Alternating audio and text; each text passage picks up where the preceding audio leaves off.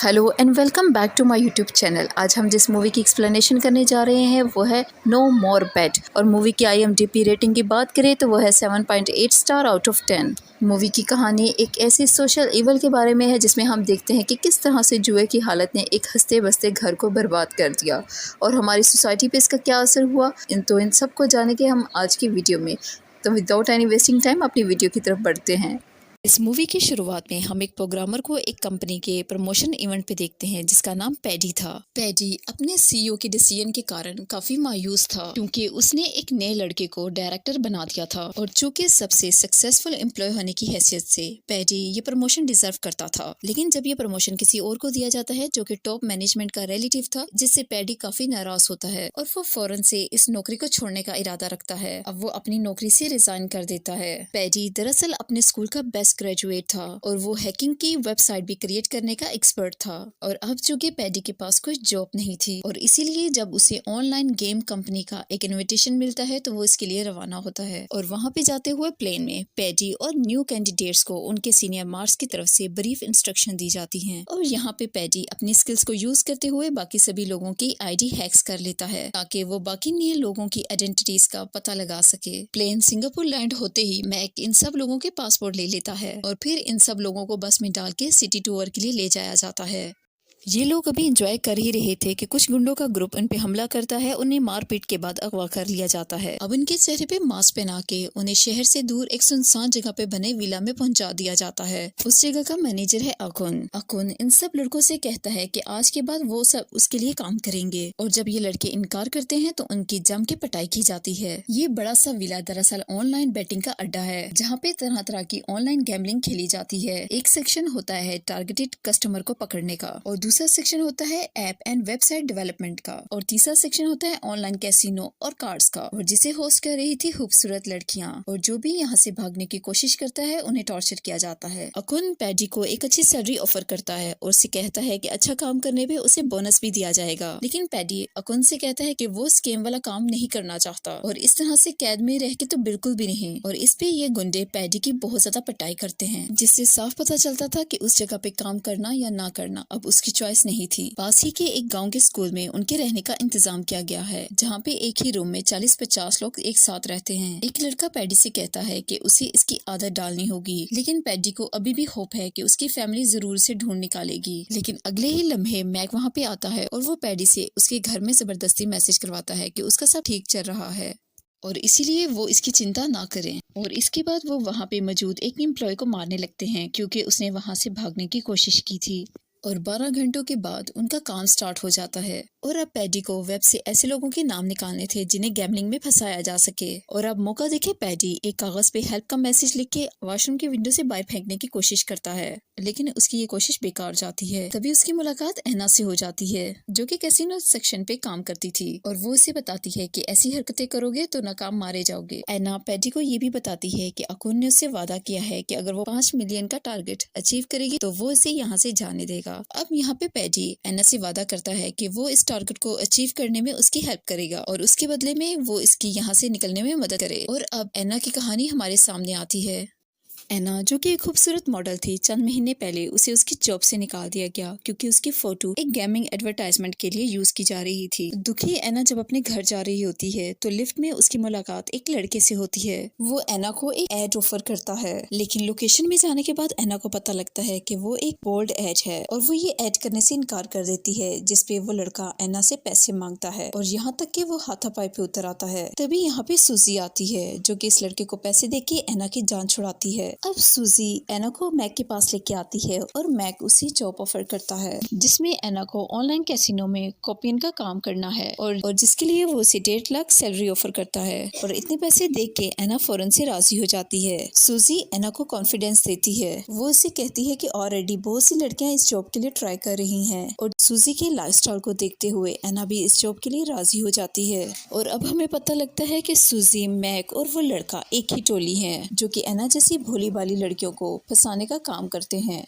और जिसके बाद एना को भी बहुत सी दूसरी लड़कियों के साथ इस विला में लाया गया। मैक उसे बताता है कि उसे ऑनलाइन पे आने वाले क्लाइंट्स को लुभाना है और उन्हें और ज्यादा गैम्बलिंग करने पे उकसाना है। और यहाँ पे एना का भी पासपोर्ट लिया जाता है और इस गेम का मकसद भी यही था कि ऑनलाइन खेलने वालों को और ज्यादा इसका एडिक्ट बनाना है। पहली 2-3 बाजियां उसे जीतने देनी है और जब वो बड़ी बाजी लगाना शुरू होता है तो तब असल खेल शुरू होता है। उसका हारना जीतना दोनों हम ही कंट्रोल करेंगे। और देखते ही देखते एना इस ऑनलाइन बेटिंग की सबसे डिमांडिंग कॉपियन बन गई थी। तो ये तो थी एना की कहानी। ये दोनों बात कर ही रहे होते हैं तभी यहाँ पे मैक आ जाता है। पैडी वॉशरूम में छुप जाता है और वो हेल्प वाला पेपर निगल जाता है। मैक यहाँ पे उसे आखिरी वार्निंग देता है। मैक एना का काफी ख्याल रखता है और इसीलिए वो उसे सिर्फ डांटता है। तभी मैक को पता लगता है कि कोई बड़ी मछली एना के साथ गेमिंग में पैसा लगाना चाहती है और ये बड़ी मछली होती है टेयानो, जिसकी गर्लफ्रेंड है शियोनी।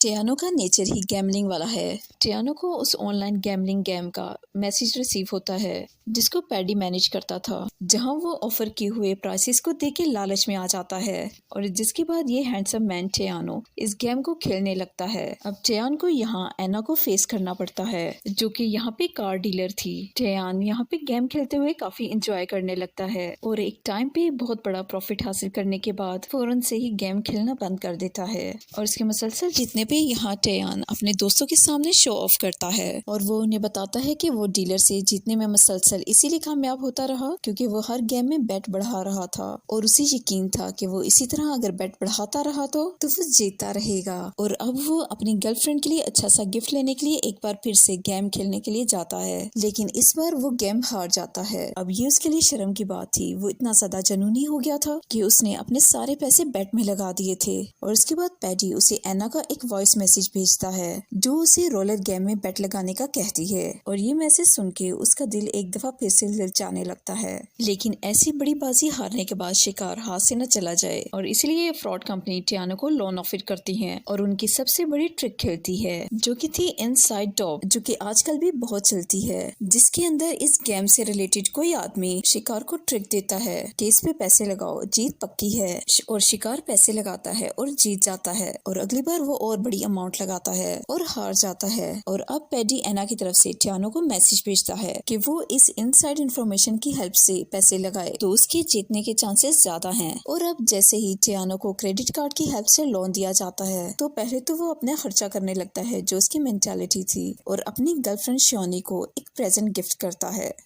और उनकी कन्वर्सेशन के दौरान टियान को पैडी की तरफ से एक टिप मिलती है जो कि एना बन के उससे कांटेक्ट कर रहा था और वो उसे रोलर गेम खेलने पे एक दफा फिर से माइल करती है। और अब कुछ ही देर बाद वो फिर से गेम खेलना स्टार्ट कर देता है और वो पहली गेम जीत जाता है। और अगले दिन वो काम करते हुए बास्केटबॉल मैच भी देख रहा था, तभी अचानक से फिर से उसे एना का मैसेज आता है जो कि उसे सॉकर लॉटरी खेलने का कहती है, जैसा कि पहला गोल कौन करेगा और वो गोल कितने मिनट पे होगा और वो इस गेम का फाइनल स्कोर गैस करके भी पैसे कमा सकता था। और ऐसी बहुत सी चीजों को देख के टियान फौरन से पैसे डिपॉजिट करता है, लेकिन इस बार पैडी की इंस्ट्रक्शन को फॉलो करते हुए उसे काफी ज्यादा नुकसान होता है। और अब इस लॉस को कवर करने के लिए टियान अपने इर्द गिर्द मौजूद लोगों को अपने रेफरेंस कोड से इस गैम्बलिंग वेबसाइट पे रजिस्टर होने का कहता है।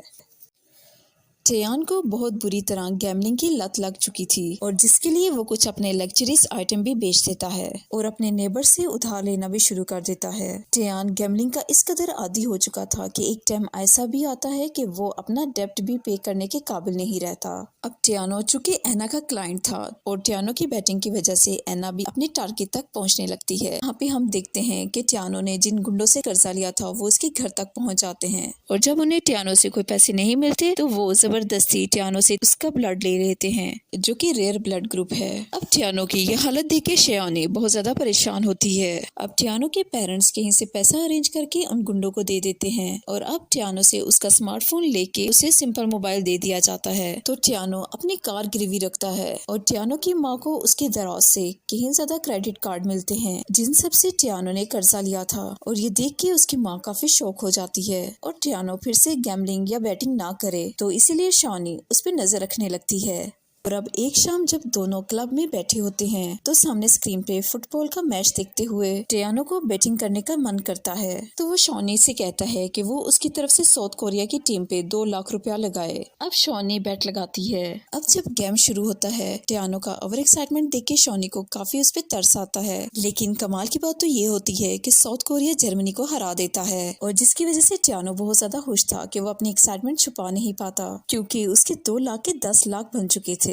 लेकिन अब शॉनी उसे बताती है कि उसने ये बैटिंग कैंसिल कर दी थी क्योंकि वो नहीं चाहती थी कि टियानो फिर से हार जाए और डिप्रेशन में न चला जाए। और अब ये सब कुछ देख के टियानो काफी ज्यादा गुस्से में आ जाता है और वो अपनी फ्रस्ट्रेशन को कंट्रोल नहीं कर पाता और वो शॉनी को भी जख्मी कर देता है। और अब टियानो अपनी नानी के घर चला जाता है और उन्हें बताता है कि वो जल्द ही शादी करने वाला है। और ये सुन के दादी टियानो को शुगन के तौर पे अपना क्रेडिट कार्ड देती है जिसपे 1.5 लाख पड़े थे। लेकिन टियानो के लिए ये काफी नहीं होते तो अब वो दादी के जेवर चुराता है और जिसके लिए टियानो को काफी दुख भी होता है। लेकिन वो फैसला करता है कि वो ये बाजी जीत के दादी को उनके जेवर वापस करेगा। और यहाँ पे हम देखते हैं कि जुए की लत इंसानियत को इंसानियत छोड़ने पे मजबूर कर देती है। दूसरी तरफ हम शियोनी को देखते हैं जो कि ये नहीं चाहती थी कि टेयोन और ज्यादा परेशान हो।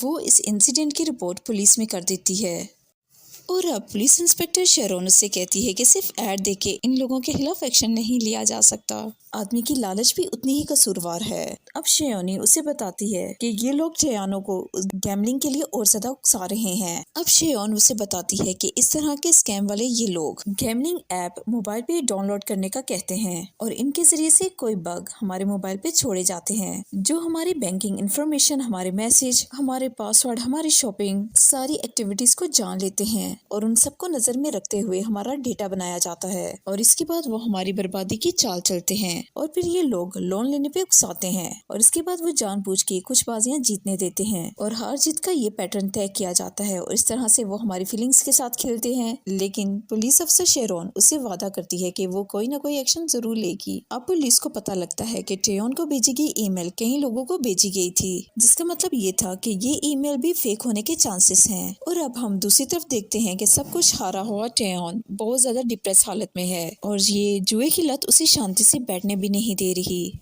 वो अपनी माँ से अपना मोबाइल फोन मांगता है और जब उसकी माँ उसे मना करती है तो वो सुसाइड की धमकी देता है। तो आखिरकार उसकी माँ उसे बता देती है और अब टियानो वो तिजोरी से अपना मोबाइल और प्रॉपर्टी के कागज ले लेता है।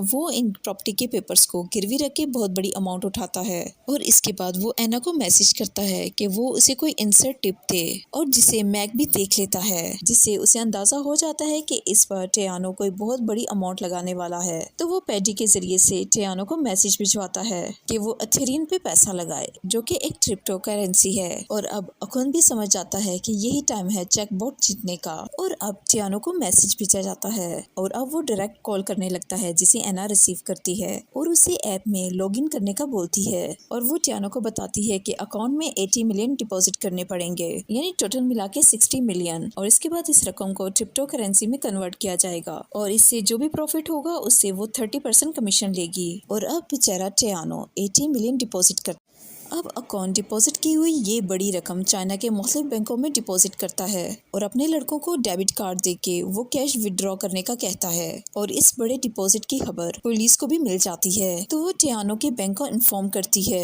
कि वो इस ट्रांजैक्शन को कैंसिल करे क्योंकि ये एक स्कैम है। लेकिन जब तक पुलिस कोई एक्शन लेती लेकिन इससे पहले अकाउंट के लड़के डिफरेंट बैंक्स में जाके सारी रकम विड्रॉ करा लेते हैं। अब इन सारे कैश को डायर्स में छुपाया जाता है और जो कि अब अकाउंट के पास ये रकम भेजी जाएगी। और दूसरी तरफ हम टियानो को देखते हैं जो कि एना को मैसेज और कॉल कर रहा होता है लेकिन उसे पता लगता है कि उसका नंबर ब्लॉक किया गया है। तो अब टियानो समझ जाता है कि उसे ठगा गया है। अब टियानो काफी परेशान था और इस वजह से वो 2 दिन तक घर नहीं आता। अब उसके पेरेंट्स और शियोनी मिलके टियानो को ढूंढने लगते हैं। अब टियानो जान चुका था कि उसने अपने साथ साथ अपने बूढ़े माँ बाप को भी बर्बाद कर दिया है। शियोनी टियानो को दरवाजा खोलने का बोलती है लेकिन टियानो डिसहार्ड होते हुए बालकनी से छलांग लगा देता है और अब घायल हालत में उसे हॉस्पिटल भेजा जाता है।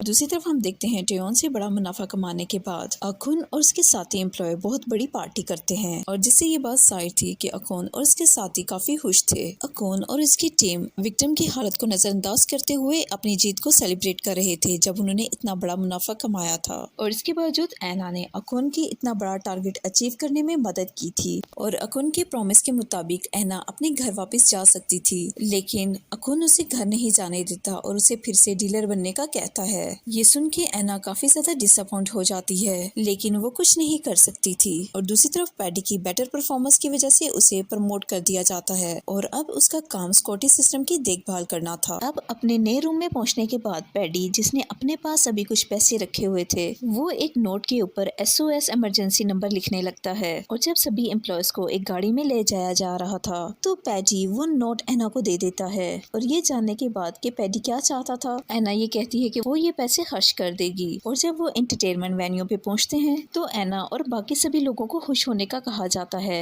ताकि मार्क इन सब की फोटो लेके इनकी फैमिलीज को सेंड कर सके और इसी दौरान ऐना को मौका मिलता है और वो वेटर से हेल्प के लिए कहने वाली थी, लेकिन तभी एक विजिटर उसे टकराता है और वो डॉलर का नोट नीचे गिर जाता है और इस नोट पे कॉफी गिर जाती है और पैडी जड़ से वो नोट ले लेता है ताकि वो नोट मैक के हाथ ना लगे और अब अकुन पैडी को टीम लीडर बनाता है और यहाँ पे पैडी भी अकुन की तारीफ करके उसका कॉन्फिडेंस जीत लेता है। और अब हम देख पाते हैं कि पैडी ने कंप्यूटर प्रोग्राम को इस तरह से डिज़ाइन किया था कि अब उन्हें ऑफरिंग और प्रमोटिंग के लिए एम्प्लॉयर्स की ज़रूरत नहीं रही थी और इसीलिए एनयू प्रमोशन डिपार्टमेंट में काम करने वाले सभी छोटे एम्प्लॉयर्स को उनके घर बेचने के लिए तैयार हो जाता है और वहाँ से जाते हुए एक एम्प्लॉय जिसका नाम जिम था वो पैडी को गुड बाय कहता है तो पैडी चुपके से उसे वही डॉलर का नोट दे देता है जो कि वो रेस्टोरेंट से वापस ले आया था। अब रास्ते में मैक के पास पैसे खत्म हो जाते हैं और अब चूंकि उसके पास कैश मनी नहीं थी तो वो एक एक करके सभी एम्प्लॉयज के ट्राउजर की पॉकेट चेक करने लगता है। तभी जिम की तलाशी करते हुए उसे वही नोट मिल जाता है और जब मैक इन पैसों को खर्च करता है तो कैशियर उसे फौरन बुला के कहती है और उसे कहती है कि वो ये पैसे नहीं ले सकती क्योंकि उसके ऊपर कुछ लिखा हुआ है और इसके बाद एन्यू अपने सारे एम्प्लॉयर्स को इकट्ठा करता है जहाँ पे ये लोग जिम को टॉर्चर करते हैं और वो उससे उस आदमी का नाम पूछते हैं जिसने इस नोट पे SOS इमरजेंसी नंबर लिखा था और ये देखते हुए कि जिम काफी ज्यादा इंजर हो गया है और ऐना और पैडी ये नहीं चाहते थे कि कोई और भी इस चीज का विक्टिम बने और इसलिए ऐना और पैडी खुद को सिलेंडर कर देते हैं और इतनी बड़ी मिस्टेक करने की वजह से ऑन अपने आदमियों से इन दोनों को टॉर्चर करने का बोलता है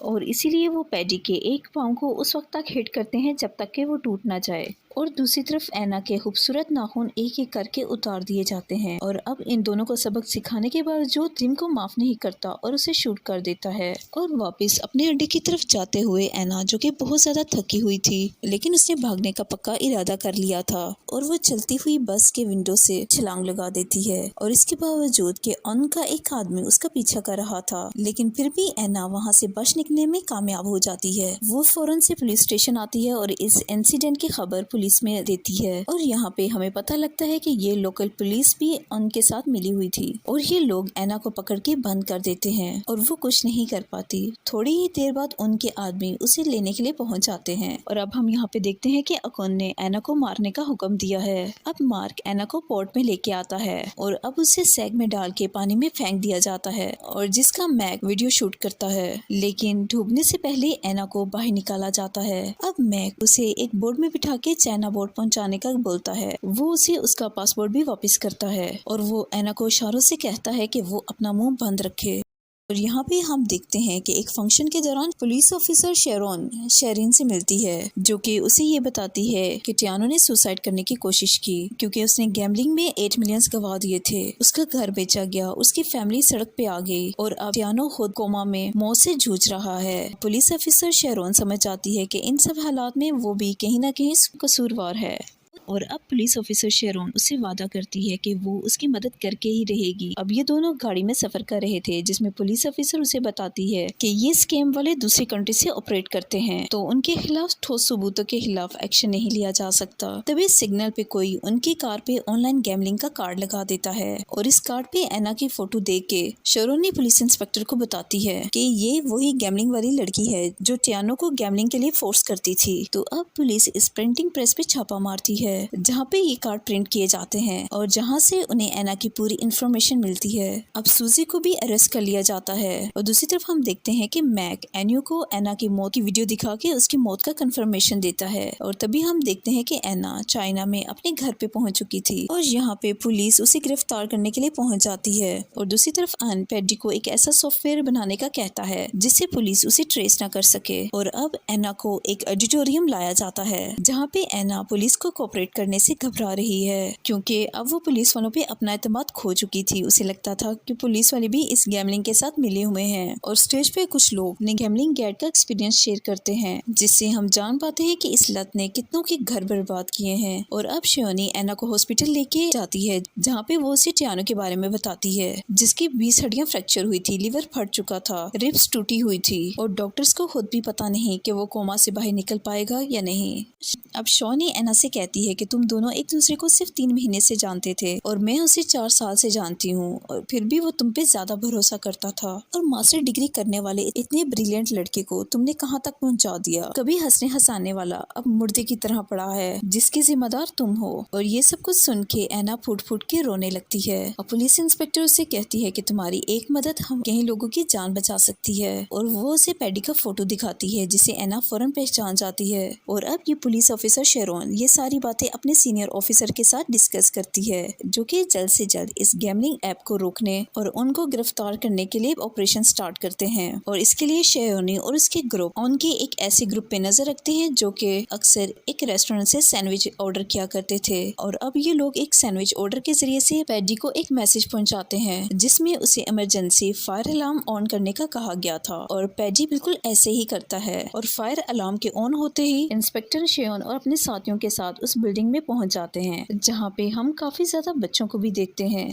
और यहाँ पे हम जान पाते हैं कि उनने अपना अड्डा एक स्कूल में शिफ्ट कर लिया था जब उसने अपने कुछ एम्प्लॉयज को निकाला था और अब फायर अलार्म बजते ही सभी बच्चों को स्कूल से बाहर निकाला जाता है। फायर ब्रिगेड के ट्रक में छुप के पुलिस वहाँ पे पहुँच जाती है और एना के फिंगरप्रिंट से डोर खोला जाता है। अब अंदर छुपे हुए मैक और ऑन समझ जाते हैं कि उन्हें गिरफ्तार करने के लिए पुलिस आ रही है। अकुन सीसीटीवी कैमरा में एना को देख लेता है तो वो समझ आता है कि मैक ने एना की झूठी खबर बना के उसे धोखा दिया है। अब मैक ऑन पे हमला करके उसे जख्मी कर देता है और अकुन भी उसकी तरफ गन पॉइंट करता है लेकिन बाद में वो उसे माफ कर देता है। और अब अकुन सभी एम्प्लॉयज को लैपटॉप डिस्ट्रॉय करने का कहता है और इसके बाद वो पैडी के पास जाता है और उससे रिक्वेस्ट करता है कि वो उसकी लड़की को उसकी वाइफ तक पहुंचाए और इतने में पुलिस दरवाजा तोड़ के अंदर पहुंच जाती है। अब पैडी स्कैम सीरीज की सारी इन्फॉर्मेशन पुलिस को देने के लिए तैयार है अब है क्योंकि सर्वर का प्रोग्राम उसी ने बनाया है। लेकिन तभी मैक गन निकाल के फायरिंग करता है तो जवाब में पुलिस भी उसे शूट कर देती है। अब फायरिंग को लेके पुलिस और वर्कर्स के दरमियान में लड़ाई शुरू होती है और पुलिस सबको अरेस्ट कर लेती है। पैडी और एना एक दूसरे को देख के खुश होते हैं। पैडी शेरोन से कहता है कि वो इस बच्ची को उसकी माँ तक पहुँचाए और अकुन को सजाए मौत दी जाती है जबकि एना को 2 साल की सजा होती है और पैडी को कानूनी गवाही के लिए छोड़ा जाता है। और अब हम देखते हैं कि पैडी अपना एक्सपीरियंस लोगों के सामने शेयर करता है और अब पैडी को टेक्निकल एडवाइजर के तौर पे पुलिस में जॉब मिल गई थी और पैडी सबके सामने एना को प्रपोज करता है। और दूसरी तरफ हम देखते हैं कि पुलिस ऑफिसर शेरोन अपनी ये लड़ाई जारी रखती है और इसके साथ ही ये मूवी यहीं पे एंड हो जाती है।